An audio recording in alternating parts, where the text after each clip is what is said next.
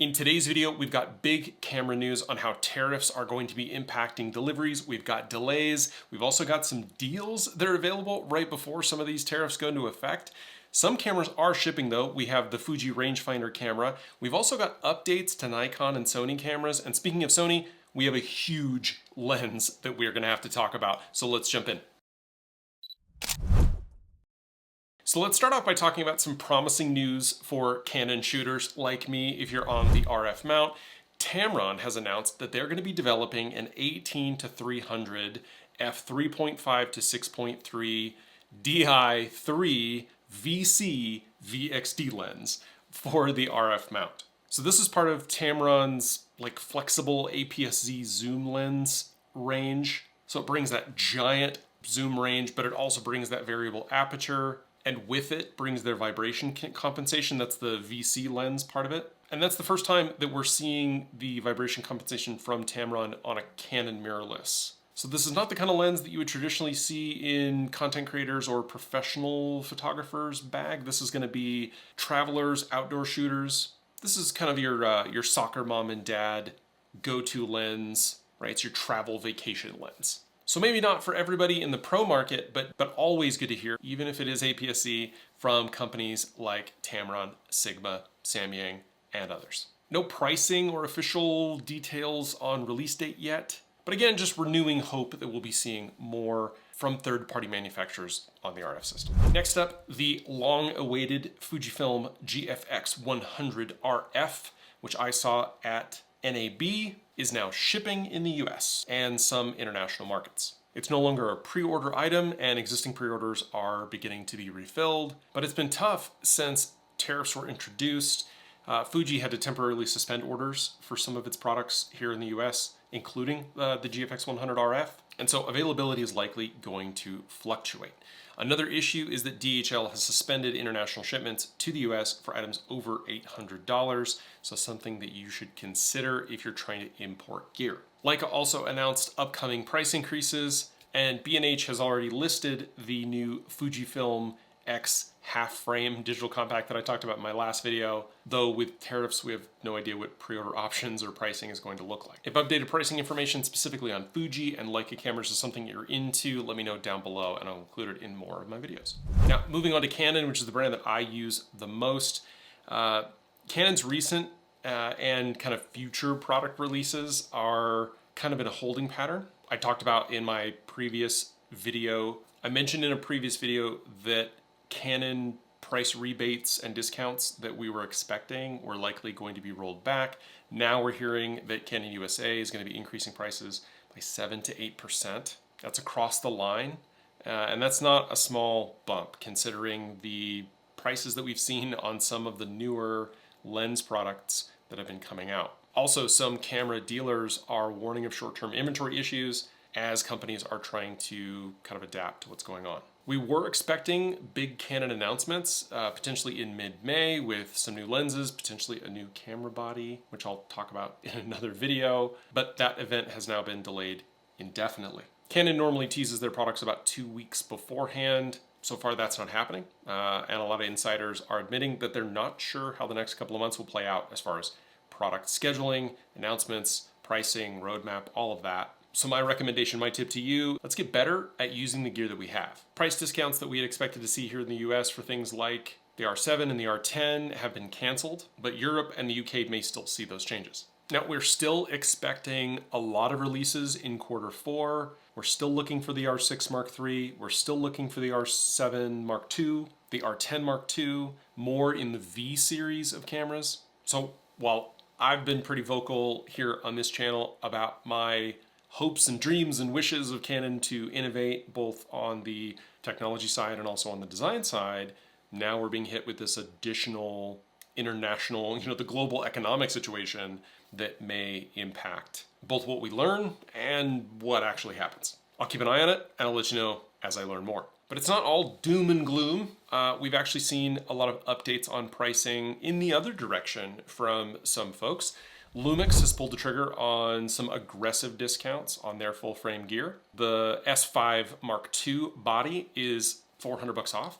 If you get it with the 20 to 60 lens kit, It's got, looks like, I think it's 500 off. The S9 is also 500 off with the kit. And some of the other bundles also have some discounts applied. I've got links down below for all of those if you want to check those out. To put it in context though, the S5 II with these discounts, it makes it pretty much one of the most affordable full frame cameras you can buy. And it's undercutting even some new APS-C cameras. These deals are slated to go through June. So if you've been looking to upgrade or jump to Lumix, now's the time. Additionally, Sirui, I'm so bad at this name. I do not know what, help me in the comments on how to say this. I also saw them at NAB. I also got a chance to interact with their booth at NAB. They had some super cool lenses available for lots of mounts, obviously not the RF mount, but they also have great cinema lenses. And their lenses are right now on sale. They're like 70% off over at B&H and Amazon. So if you're looking for third-party glass that is really high quality, especially if you're looking for aspherical lenses, if you're looking for more kind of cinema in your kit, I've got links down below to that. Now, I'm an Amazon affiliate, so if you use those links, that does benefit the channel. These deals are going, I think, through the 28th, so you're gonna just have a couple of days. There's also some accessories, I think, on sale over at Amazon, so I'll link those as well. So more good news. Let's shift gears a little bit and talk about a product launch. But to demonstrate how big this launch is, I need to grab some stuff. Okay, so I'd like you to meet some of my friends. So I want to put these here for demonstration as we talk about this next story. There has been a huge, I would say, wave of enthusiasm about a new lens from Sony. So this is the Sony 50-150 f2 G Master lens. Now, there are excellent reviews out there from heavy hitters, right? Like Gerald Undone, Frono's Photo, Camera Labs, and they all pretty much say the same thing, which is this 50-150 from Sony is a game changer. And specifically if you're in the portrait and event photography space, which I am, and you like flexibility and you like fast glass. I just did a video on the channel about why I shoot with primes, right? This is my 85-1.4. It's on my R5 because it basically never comes off my R5 because this is the lens that I shoot with the most. Would I want a little bit of range? Go a little wider? Sure. Would I want to go maybe a little, get a little bit more reach? Sure. Would I want f2? I mean, I'm shooting with f1.4. Sure. So let's talk about what we're getting with the 50-150 G Master. Number one, you get the constant f2 aperture across the entire zoom range. It supports Sony's 120 frame per second continuous autofocus if you're shooting on like the A9 III. And it'll do their 200 FPS video. I mean, obviously it's gonna support everything when you attach it to Sony's higher end bodies. Now, it's a big boy. It's 1,340 grams. It is heavier and wider than the 70-200, right? This is a 70-200 right here. But according to their reviews, manageable if you're doing handheld work. It's got internal zoom, weather sealing, custom function buttons, a declickable iris ring with a lock, so it's for videographers and still shooters. It's got a tripod collar. Obviously, Jared Polin hates that you can't take the collar off. That's just his thing. Now, an obvious comparison is to Tamron's 35-150. Now that one does have a slightly variable aperture range. It's an f2 to f2.8. And my understanding is that that f2.8 kicks in pretty quick in the zoom range. You don't really have a lot of that focal range that's actually at f2.8, right? I think it's about 40 mil it kicks up. But it does give you the added width and it's $1,700. And the new Sony is $3,900, but it does give you the full f2 at the full range. And Tamron's lens is restricted in some of the full speed burst capabilities that Sony lenses are able to take advantage of. And when you add in that f2 with that reach and the compression that you get with that and the ability to compress the background to potentially create additional separation, you kind of make up for the lack of the slightly larger aperture that you might get on a fast prime. Jared and Gerald both commented on the edge-to-edge sharpness, that it was phenomenal. Obviously, you should go watch all of these videos. And obviously, it's a G Master lens, so it's going to be phenomenal in terms of bokeh, in terms of color reproduction, contrast. Focus breathing is apparently quite minimal. And while the one thing I would probably say that I would have liked to see in this lens would have been the optical stabilization, the fact that Sony does just have phenomenal IBIS means that they can get away with a little bit more. And the comparison that I actually really want to see is something like the Canon like 28 to 70, which also does not have IS f2, on an R5 Mark II with improved in-body image stabilization against this lens on an A9 III or an A1 II while shooting at like 50 or 70 millimeters. And so while you might not necessarily want this if you are a dedicated sports shooter, where something like a 70-200 might be a little bit better, or even longer, a 100-400, where you need that extra reach more than you need the close-up work that you would get at 50. If you're doing sports where you're going to be closer, like say basketball or volleyball, unlike baseball or football, or if you are a portrait, event, or wedding photographer, the quality is huge and the versatility is even bigger. Another expected, but maybe slightly frustrating spec on this lens is that it does have a 95mm filter thread, which means that if you have not been planning to shoot with filters at that size, you're gonna have to replace all your filters.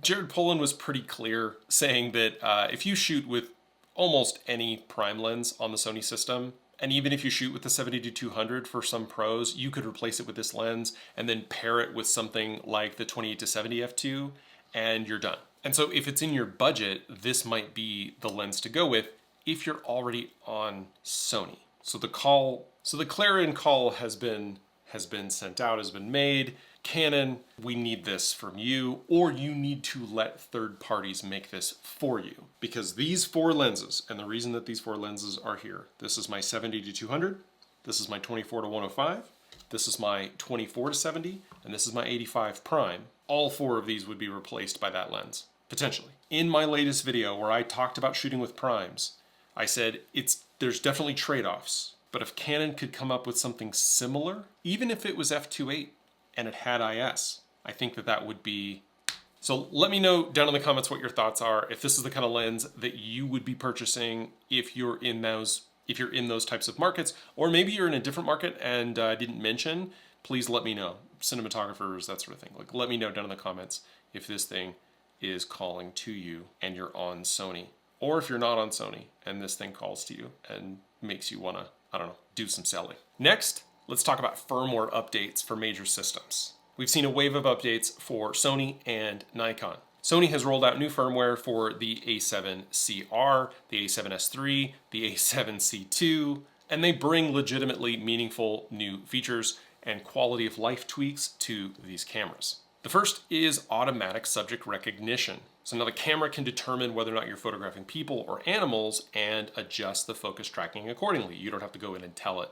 You can just leave it on auto. We've also now got a framing stabilizer, which helps keep tracked subjects in the same position during movie recording, and a new dynamic active mode for steady shot, which improves stabilization for run and gun video creators. Also added LUT support for video shooters, or rather improved LUT support, enhancements to focus magnifier, the ability to add flags and shot marks during and after recording on your clips, expanded capacity for folders, and a bunch of FTP and network workflow options for professional creators. You've also got custom grid line features like golden ratio, although it looks like you may have to purchase some of the new grid options. That's all in Sony's Creators app, which you'll need the latest version of to do these updates. On the Nikon side, we've got firmware updates for the Z50 and the ZFC, as well as the retired Coolpix P1000. These improvements include bug fixes and enhancements to things like Wi-Fi transfers and user interface experience. Additionally, Chinese lens manufacturer TT Artisan and 7 Artisans have shipped their own firmware update for the AF35 f1.8 for the Fuji X system. This improves vignetting and this improves corner vignetting and autofocus consistency. And 7 Artisans is bringing full-time manual override in their autofocus mode, as well as low power and improved stability to their AF50mm f1.8 for the Z mount. This kind of reinforces the value of keeping your gear up to date, not just for feature, but also for just general reliability. It just makes them work better and more consistently. I'll try to keep track of any future updates and let you know, but as I've said earlier and in previous videos, we should be trying to get better with the gear that we have, not just looking at new gear to improve our work. So that's the latest camera nerd news from around the sphere. We've got development for Canon's new RF lens. The GFX 100F is shipping. Canon is going to delay some stuff and is probably going to hike prices. We've got discounts though from Lumix and Surui. Also links down below to a lot of that stuff. Check that out. Powerhouse lens from Sony and firmware updates from Sony, Nikon, and lens manufacturers. Put a comment down below if you're gonna head over to Amazon and grab any of these deals, or if maybe you're gonna try to grab something from Canon before local shops up their prices. If you want to keep updated on the latest news and reviews as I just kind of try to jam all this stuff into my brain, go ahead and hit that subscribe button, go ahead and hit the like button if you found this video interesting. Find me over on all the social media platforms, link down below, links down below. Thanks so much for watching, and I will see you in the next one.